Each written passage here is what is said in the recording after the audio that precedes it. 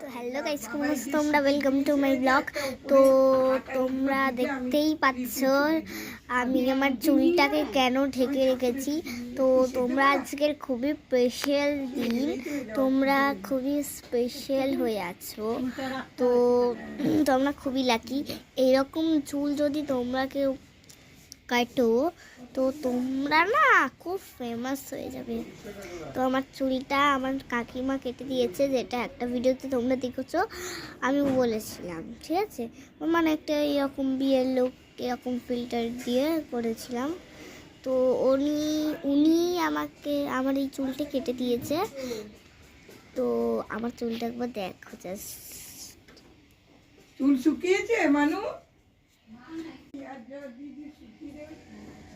একটা সাবান দিয়ে করিনি, কিন্তু দুটো সাবান দিয়ে শ্যাম্পু করেছি আমি।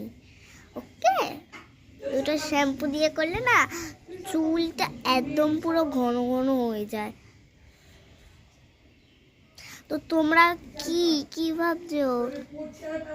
তোমরা আমার মতো দুটো প্যাকেট করে শ্যাম্পু মাখো, মাসে একবার করেই মাখলে হবে।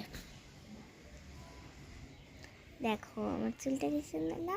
হ্যাঁ, আমি বুঝতে পারলাম আমি চুল আসতে পারি, কিন্তু অত বেশিটা না। কিন্তু আমি চুল আসিয়েছি আর আমি দেখছি এরকম ভাবে সিঁড়িটা কেমন বেঁকে আছে।